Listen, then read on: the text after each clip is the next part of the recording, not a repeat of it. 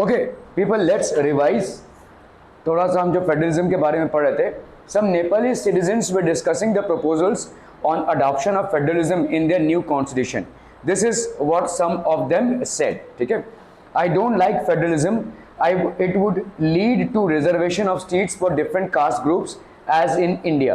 तो Nepal basically India का part नहीं है. ठीक है, so these are people who are there. तो इनके हिसाब से भाई साहब ये रिजर्वेशन ऑफ सीट्स करेगा किसके लिए? Different caste groups in India. Ours is not a very big country, we do not need federalism. ऐसा इनका वक्तव्य था, ऐसा इनका व्यू पॉइंट था कि just because we are not that great a country as India is, we would probably not need federalism. मतलब देखो फेडरलिज्म की जरूरत कब पड़ती है? सेंट्रल गवर्नमेंट, फिर स्टेट गवर्नमेंट, फिर भाई साहब आपके छोटे छोटे विलेज लेवल के गवर्नमेंट्स. तो हमको इन लेवल के गवर्नमेंट्स की जरूरत नहीं है क्योंकि अपने आप में हम एक छोटे नेशन है. ठीक है, so that's what Nepalese people were discussing.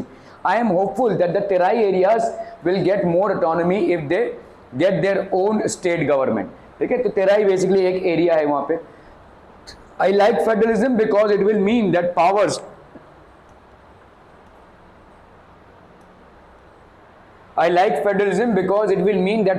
that were earlier enjoyed by the king will now be exercised by our elected representatives. ठीक है, if you were participating in this conversation, what would be your response to each of these?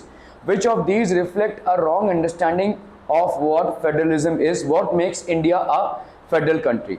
ठीक है, we have earlier seen how small countries like Belgium and Sri Lanka face so many problems of managing diversity.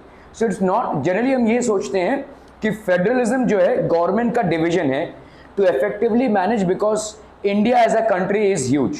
But ये size के हिसाब से नहीं है.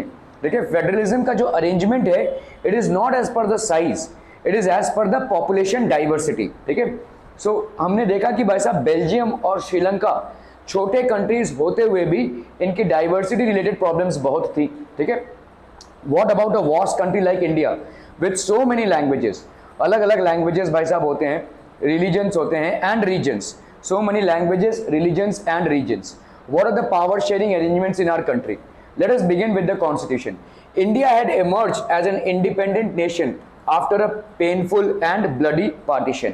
तो एक बहुत ही बड़ा हमारे कंट्री में एक हादसा हुआ था जिसको हम बोलते हैं पार्टीशन. ठीक है, तो पार्टीशन के टाइम पे भाई साहब देखिए India is emerged as an independent nation after a painful and bloody partition. तो बहुत ही उपद्रव हुआ था, बहुत लोग मारे गए थे इसमें. ठीक है, soon after the independence several princely states became a part of the country. ठीक है, जितने भी प्रिंसली स्टेट्स थे जिनके राजा महाराजा या नवाब हुआ करते थे, they started becoming a part of the country. The constitution declared India as a union of states. Although it did not use the word federation, the Indian Union is based on the principles of federalism. तो Indian union जो पूरा है वो principles of federalism पे based है. ठीक है, let us go back to 7 features of federalism mentioned above. We can see that all these features apply to the provisions of the Indian Constitution. The Constitution originally provided for a 2-tier system of government. तो 2-tier system था government का. The Union government or what we call the central government representing the Union of India and the state government. तो पहले जो constitution था 2 tyre का government था, union government और स्टेट गवर्नमेंट. यूनियन गवर्नमेंट या सेंट्रल गवर्नमेंट मतलब सेंटर पे जो पावर होती है, और स्टेट गवर्नमेंट मतलब अक्रॉस द स्टेट्स जो पावर होती है. ठीक है, later a 3rd tier of federalism was added in the form of panchayats और म्यूनिसिपैलिटीज. ठीक है, तो आपके क्या क्या हो गया भाई साहब? यूनियन, स्टेट एंड पंचायत्स, या जिसको हम म्यूनिसिपैलिटीज बोलते हैं, we call them as municipality. Union government, state government and panchayat और द स्टेट ऑफ म्यूनिसिपैलिटीज. ठीक है, okay. As in any federation these different tiers enjoy separate jurisdiction. ठीक है, there are 2 kinds of routes through which federations have been formed, coming together and holding together. तो ये हमने देखा भाई साहब 2 तरीके से फेडरेशंस फॉर्म होते हैं. एक होता है आपका कमिंग टुगेदर मेथड और दूसरा होता है आपका होल्डिंग टुगेदर. ठीक है, सो कमिंग टुगेदर में क्या हो जाएगा? The constitution clearly provided a 3-fold distribution of legislative powers. 3-fold legislative union government और स्टेट गवर्नमेंट में ठीक है, union list, state list and concurrent list, ये 3 लिस्ट होंगे, ठीक है। तो आपके यूनियन गवर्नमेंट और स्टेट गवर्नमेंट में 3 टाइप के लिस्ट हैं, union list, state list and concurrent list, ठीक है। ओके, सो यूनियन लिस्ट में क्या क्या आता है? Union list include subjects of national importance such as defence of the country, ये स्टेट के साथ शेयर नहीं होगा, ये इंफॉर्मेशन स्टेट के साथ शेयर नहीं होगा। Defence of the country, foreign affairs, banking, communications and currency, ये बहुत ही मेजर पोर्टफोलियोज हैं, ठीक है। इस पे पूरा यूनियन गवर्नमेंट का कंट्रोल रहेगा, स्टेट गवर्नमेंट का कंट्रोल नहीं रहेगा, ठीक है। This will be entirely controlled by the union government, ठीक है। तो क्या क्या है भाई साहब? आपका डिफेंस, फॉरेन अफेयर्स, जिसको हम एक्सटर्नल अफेयर्स भी बोल सकते हैं, बैंकिंग, कम्युनिकेशन एंड करेंसी, ठीक है। सो आपके भाई साहब foreign affairs, banking, communications and currency, ठीक है। They are included in this list because we need a uniform policy on these matters throughout the country. The union government alone can make laws relating to the subjects mentioned in the union list. State list आता है भाई साहब आपका, state list contains subjects of state and local importance such as police, trade, commerce, agriculture and irrigation. तो ये state के portfolios हैं। क्या क्या भाई साहब? पुलिस हो गया, business, ठीक है, कॉमर्स धंधा, एग्रीकल्चर, ठीक है, and irrigation. So police, trade, commerce, agriculture and irrigation. The state governments alone can make laws relating to subjects mentioned in the state list.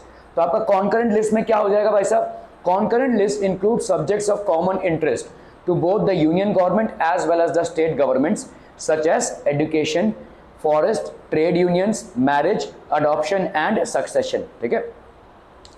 तो ये सारी चीजें आती हैं भाई साहब कॉन्करेंट लिस्ट में।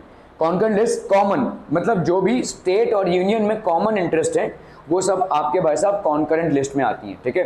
सच as education, forest, trade unions, marriage, adoption and succession. Both the union as well as the state governments can make laws on the subjects mentioned in the list. If there laws conflict with each other the law made by the union government will prevail. अगर आपके laws में conflict आए, मतलब state government के laws में और union government के laws में अगर कॉन्फ्लिक्ट आए तो भाई साहब यूनियन गवर्नमेंट का डिसीजन फाइनल होगा, ठीक है। So concurrent list is basically a mixture of union and state list, ठीक है। Okay, residuary subjects according to the constitution the union government has the power to legislate on these residuary subjects. What about the subjects that do not fall in any of the 3 lists? Subjects like computer software that came up after the constitution was made. Computer software भाई साहब बहुत बाद में आया है, ठीक है, much after the. तो what makes India a federal country? How is federalism practiced? We noted about that most federations are formed by holding together, do not give equal power to its constituent units, ठीक है। तो holding together जहाँ पे होता है, जहाँ पे भी आपका holding together फेडरेशन होता है, होल्डिंग टुगेदर फेडरेशन में भाई साहब इक्वल पावर कॉन्स्टिट्यूट यूनिट्स को नहीं मिलता है, ठीक है, इक्वल पावर नहीं मिलता है जहां पे भी holding together federation. Thus all states in the union Indian union do not have identical powers. सारे स्टेट्स को भाई साहब सेम पावर्स नहीं है, ठीक है। Okay, some states enjoy a special status, जैसे जम्मू एंड कश्मीर, अभी तो ये खत्म हो गया है, ठीक है, आर्टिकल 370 था भाई साहब, ठीक है। Many provisions of the Indian constitution are not applicable to the state without the approval of the state assembly, ठीक है। Indians who are not permanent residents of the state cannot buy land or house here. पहले ये सब था, अभी खत्म हो चुका है, ठीक है। तो इंडियंस जो जम्मू एंड कश्मीर को बिलोंग नहीं करते हैं वहां की प्रॉपर्टीज नहीं खरीद सकते, ठीक है। Similar special provisions exist for some other states of India as well, कुछ और भी स्टेट्स हैं। There are some units of the Indian Union which enjoy very little power. These are areas which are too small to become an independent state, but which could not be merged with any of the existing states. ठीक है, चंडीगढ़, ठीक है, Lakshadweep and Delhi, ठीक है, these areas are called union territories. तो ये भाई साहब किसी स्टेट का हिस्सा नहीं होंगी, ये अलग से इनका गवर्नेंस होगा। These territories do not have the powers of a state. The central government has special powers in running these areas, ठीक है। The sharing of power between the union government and the state government is basic structure of the constitution. किसी भी constitution का basic structure क्या है? Sharing of the power between union government and the state government. It is not easy to make changes to this power sharing agreement The parliament cannot on its own change this arrangement. Any change to this has to be first passed by both the houses of the parliament with at least 2/3 majority. दोनों भी houses में, मतलब लोकसभा और राज्यसभा में ये पास होना चाहिए with 2/3 majority. Then it has to be ratified by the legislatures for at least half of the total states. ठीक है? The judiciary plays an important role in overseeing the implementation of constitutional provisions and procedures. Judiciary का भाई साहब एक special role है, ठीक है? Okay. In case of any dispute about the division of powers, the high courts and the supreme courts can make a decision. तो अगर power का कोई कॉन्फ्लिक्ट हो रहा है between the state and the union government, then the high court and the supreme courts can take a call and make a decision. ठीक है? तो ये हो गया भाई साहब आपका हाई कोर्ट, ये हो गया आपका supreme court. The union and the state governments have the power to raise resource by levying tax in order to carry on the government and responsibilities assigned to each of them.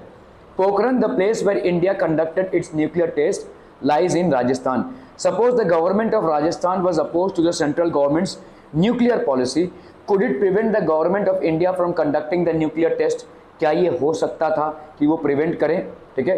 Suppose the government of Sikkim plans to introduce new textbooks in its schools, but the union government does not like the style and content of the new textbooks. Union government को ये पसंद नहीं है. In that case, does the state government need to take permission from the union government before these textbooks could be launched? ठीक है.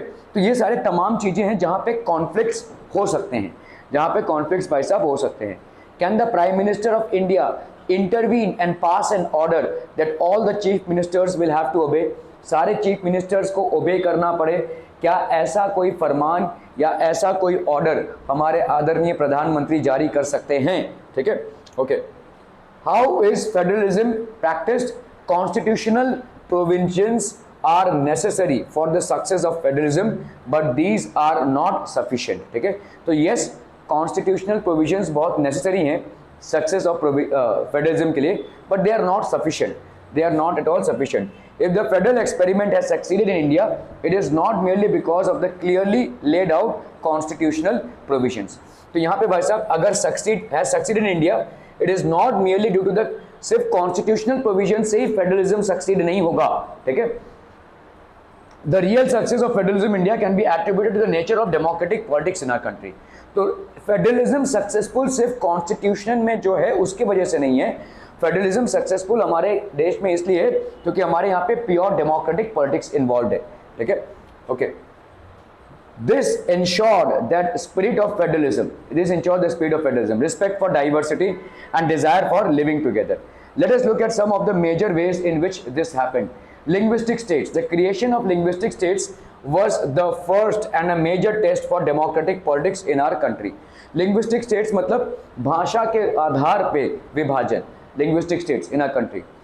If you look at the political map of India when it began its journey as a democracy in 1947 and that of 2006, you will be surprised by the extent of the changes.